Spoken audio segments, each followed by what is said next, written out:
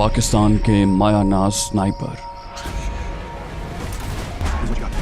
राजा ज़ीशान हैदर की हंगामा खेज दास्तान। वतन दुश्मनों से नबर्द आज़मा राजा ज़ीशान हैदर उर्फ SS और उसके जिगरी यार सरदार खान की मौत की आंखों में आंखें डालकर अपने वतन की बका के लिए जिद्दोजहद। कदम कदम पर सनसनी और असरार के रंग लिए ऐसे वाक़यात कि सुनने वालों के सांस थम जाएं। स्नाइपर और स्पॉटर के बाद हाजिर खिदमत है इसी सिलसिले की नई कड़ी, स्नाइपर का तीसरा हिस्सा शूटर।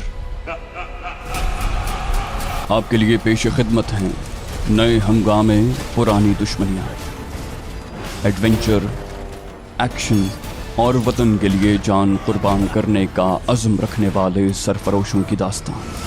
रियाज आकिब कोहलर के कलम से निकला एक लाजवाल किरदार।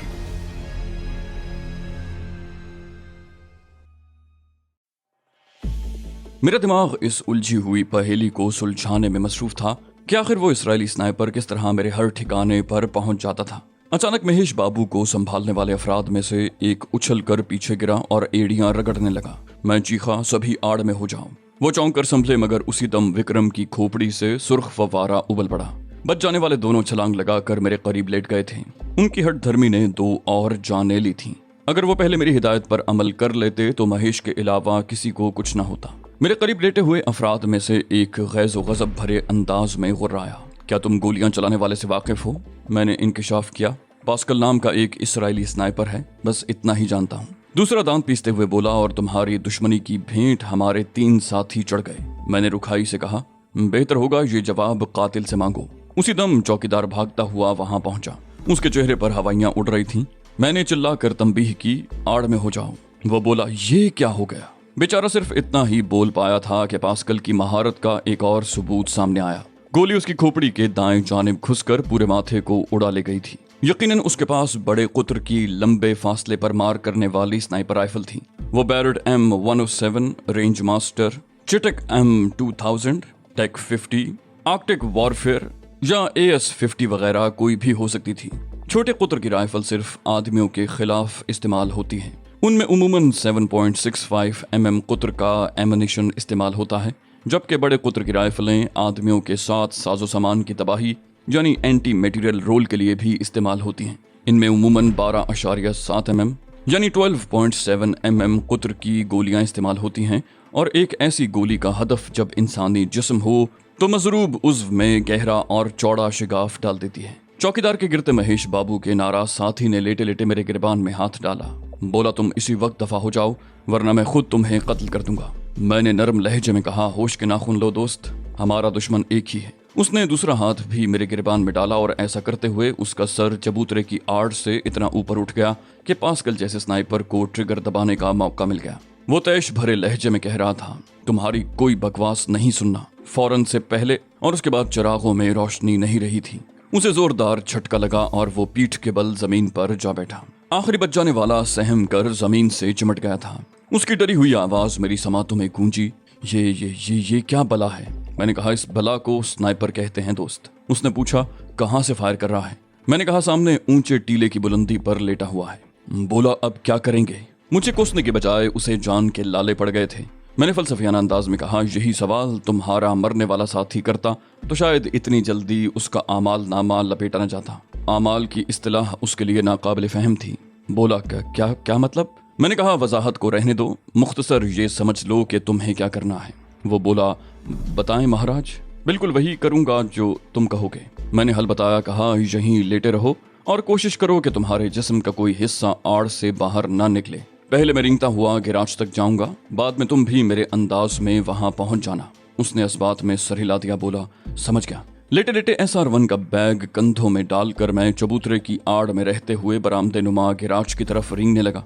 जमीन के मुताबिक हरकत करने के तरीके को मैदानकारी या फील्ड क्राफ्ट कहते हैं, और पाक आर्मी के जवानों को दुश्मन की नजरों से बचने के लिए हरकत के मुख्तलिफ तरीके सिखाए जाते हैं, जिनमें चीता चाल, बंदर चाल, बिल्ली के बच्चे की चाल, भूत चाल, स्नाइपर चाल वगैरह काफी मावन हैं। स्नाइपर चाल में हरकत बिल्कुल सेंटीमीटरों के हिसाब से होती है और ये तरीका उस वक्त इख्तियार किया जाता है जब बंदा दुश्मन के बिल्कुल करीब हो। गो खतरा उस वक्त भी ज्यादा था और एक मंझा हुआ स्नाइपर मेरी ताक में था, लेकिन मुझे चबूतरे की आड़ मैसर थी, इसलिए मैं चीता चाल चल सकता था। मैं तेजी से हरकत करता हुआ बरामदे में पहुंच गया। एक जीप की आड़ में बैठकर मैंने जल्दी से बैग से SR-1 निकाली और उसे जोड़कर एक सुतून की आड़ में लेट गया। सबसे पहला फासला नापा जो 1300 मीटर था और एलिवेशन नॉब की मदद से मतलूबा क्लिक लगा दिए। क्योंकि हवा बिल्कुल रुकी हुई थी इसलिए मैंने डिफ्लेक्शन नॉब को छेड़ने की जरूरत महसूस न की। एलिवेशन नॉब से फासला मुंतखब किया जाता है, इसलिए हर नए फासले पर हथियार सेट करते वक्त क्लिक्स के अंदर मतलूबा तब्दीली लाजमन करना होती है, जबकि डिफ्लेक्शन नॉब से दाएं बाएं की गलती दूर की जाती है। इसीलिए उसे उसी वक्त छेड़ा जाता है जब दाएं या बाएं से हवा चल रही हो, वरना उसे दरमियान में ही रहने दिया जाता है। टीले के ऊपर मुझे रेत की छोटी सी ढेरी नजर आ रही थी। यकीनन स्नाइपर उसी के अकब में पोशीदा था। हल्का सा गौर करने पर मुझे इतना अंदाजा हो गया था कि किस जगह शिस्त साध कर मैं कारगर फायर कर सकता था। राइफल कॉक करके मैंने सांस रोका और लबलबी दबा दी। मेरी शिस्त दाखिली दरवाजे के सुतून के चंद इंच दाएं से गुजर रही थी और उस वक्त मेरे सर पर गोया बम फूटा था जब गोली सीमेंट के सुतून से टकराई और किनारे में हल्का सा शिगाफ डाल दिया। गोली के नाकाम जाने की वजह मेरी नालायकी नहीं, बल्कि किसी ने डिफ्लेक्शन नॉब को मुकम्मल चक्कर देकर राइफल की सिफरिंग खराब कर दी थी। SR-1 को बैग में रखते वक्त मैं टेलीस्कोप साइट को माउंट से नहीं उतारा करता था ताकि बार बार सिफर करने की जरूरत न पड़े, क्योंकि टेलीस्कोप साइट को अगर राइफल से उतार दिया जाए तो राइफल की सिफरिंग बाकी नहीं रहती और राइफल को मेरे अलावा किसी ने छुआ नहीं था, इसलिए मैंने डिफ्लेक्शन नॉब को छेड़ने की जरूरत महसूस नहीं की थी। ये धोखा मेरे साथ अमेरिका में स्नाइपर कोर्स करते वक्त दौरान मुकाबला भी हुआ था।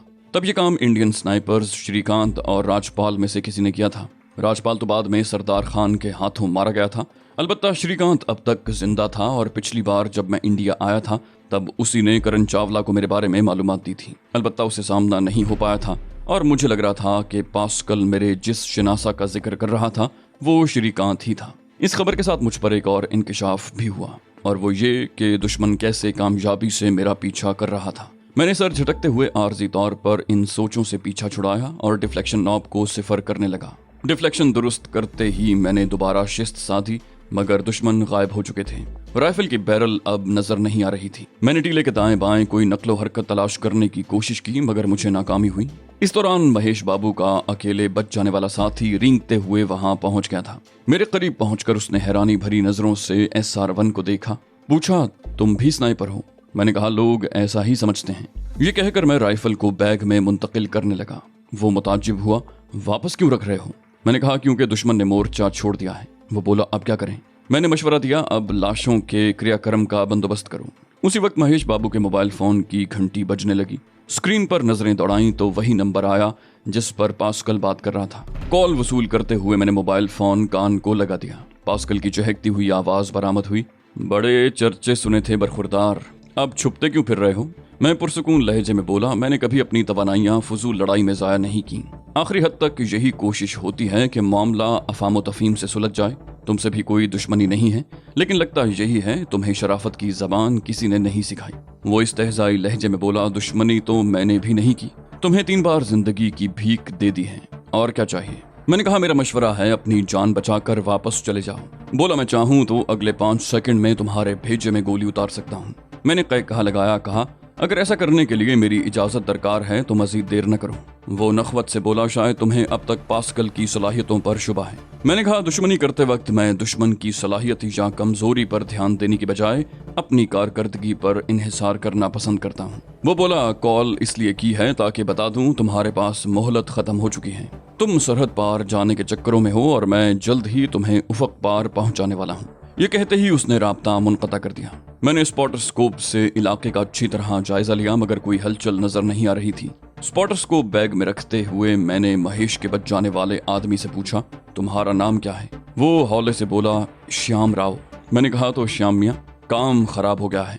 दुश्मन काफी खतरनाक है और उससे मुकाबले के लिए मुझे तुम्हारी मदद की जरूरत पड़ेगी। श्याम ने सूरत से कहा, अपने साथियों के कातिल से बदला लेने के लिए मैं हर मुमकिन मदद करूंगा। मैंने कहा, फिर हमें अभी निकलना होगा। बोला, और इन लाशों का क्या होगा? मैंने कहा, ये काम अपने बाकी साथियों के लिए छोड़ दो, वरना तुम्हारा खात्मा भी यहीं होगा। उसने पूछा, कहाँ जाएंगे? मैंने इत्मीनान से कहा, उधर ही जिस रास्ते से हमें सरहद उबूर करना थी।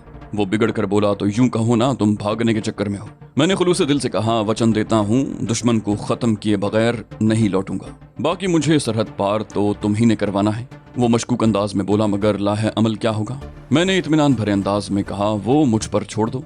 उसने नफी में सर हिलाया, बोला, अपने साथियों की लाशें छोड़कर मैं कहीं नहीं जा सकता। गहरा सांस लेते हुए मैंने इस बात में सर हिलाया, कहा, ठीक है, तुम अपना काम करो। उसने झिझकते हुए पूछा, क्या मैं अंदरूनी इमारत की तरफ जा सकता हूँ? मैंने इस बात में सर हिलाया, कहा, फिलहाल तो जा सकते हो, बात का मैं कुछ नहीं कह सकता। उसने दावत दी, तुम भी चलो। मैंने फीके तबस्सुम से कहा, मैं यहाँ से जा रहा हूँ। वो मशकूक अंदाज में बोला, शायद मुझे भेजकर तुम तस्दीक करना चाहते हो कि वो स्नाइपर चला गया है या मौजूद है। मैं खड़ा होते हुए बोला, ऐसा बिल्कुल नहीं है, मैंने इलाके का जायजा ले लिया है। ये कहकर मैं चल पड़ा। अब वहाँ रहना मुनासिब नहीं था। श्याम लाशों की तरफ बढ़ गया था। मैं दाखिली दरवाजे की तरफ चल पड़ा। चंद मिनटों के बाद इमारत से बाहर आ गया। अतराफ का जायजा लेते हुए मैं लाहे अमल सोचने में मसरूफ था। दुश्मन का बगैर ताकुब किए मेरी जगह को बार बार ढूंढ लेना बगैर किसी के वसीले के नहीं था। मेरा उस तरफ ध्यान ही नहीं गया था। पहले हमले को मैंने इत्तेफाक पर महमूल किया था और ऐसा होना नामुमकिन नहीं हो सकता। दूसरी मर्तबा मैंने पास्कल के दिए हुए मोबाइल फोन को वजह ठहराया, लेकिन इस बार पास्कल लोगों का मुझे ढूंढ लेना मेरे दिमाग को झंझोड़ गया था। जब दाल में कुछ काला नजर आता है तभी दाल की सफाई की तरफ तवज्जो दी जाती है। थोड़ा आगे जाते ही मुझे शहर की तरफ जाती बस मिल गई। बस अड्डे की तरफ जाते हुए मुझे पूरा यकीन था कि मैं उनकी नजरों में हूँ। अलबत्ता मुझे निशाना बनाने के लिए उन्हें थोड़ी मोहलत की जरूरत होती, क्योंकि मेरी हरकत रुकने के बाद ही वो कोई मंसूबाबंदी कर सकते थे। वैसे भी जब दुश्मन का ठिकाना मालूम हो तो हमले की मंसूबाबंदी करना भी आसान होता है और दुश्मन को ठिकाने लगाना भी मुश्किल नहीं होता। बस अड्डे पर उतरकर मैं रिक्शे में होटल पर पहुंचा और कमरा लेकर अंदर घुस गया। मेरी कोशिश थी कि दुश्मन को इसी गलत फहमी में मुब्तला रखूं कि मैं उनकी चाल से नावाकिफ हूं। कमरे को अंदर से बंद करके मैंने बैग से SR1 और स्नाइपिंग का दूसरा सामान बाहर निकालकर बैग की तलाशी ली। जल्द ही अंदरूनी खाने से एक छोटा सा आला बरामद हो गया। मैं फौरन ही असल कहानी तक पहुंच गया था। श्रीनाथ यादव को ठिकाने लगाने के बाद जब मैं SR1 का बैग वहीं छोड़कर भागा था, अब ये मालूम नहीं था कि SR1 का बैग सबसे पहले किसे मिला था। अलबत्ता बैग को पाकर उन्हें इतना अंदाजा जरूर हो गया होगा कि मैं बैग को वापस लेने जरूर आऊंगा। उस इलाके की मुसलसल निगरानी की बजाय उन्होंने आसान हल ये ढूंढा कि बैग में ऐसा आला रख दिया जो मेरी जगह की निशानदही कर सकता था, और उसके बाद 2 + 2 = 4 की तरह सब कुछ वाज़ेह था। मैं जिस जगह पहुंचता उन्हें मेरी जगह के बारे में मालूम हो जाता, और उसके बाद मुझे निशाना बनाना कौन सा मुश्किल था। अब उन्हें इसी गलत फहमी में मुब्तला रख कर मैं जवाबी वार कर सकता था।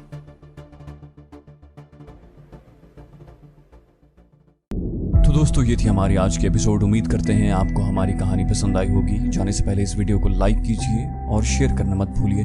कमेंट करके हमें बताइए कि आपको हमारी वीडियो कैसी लगी, और अगर अभी तक आपने इस चैनल को सब्सक्राइब नहीं किया तो इसे सब्सक्राइब कीजिए और बेल आइकन दबाकर ऑल नोटिफिकेशंस ऑन कर लीजिए।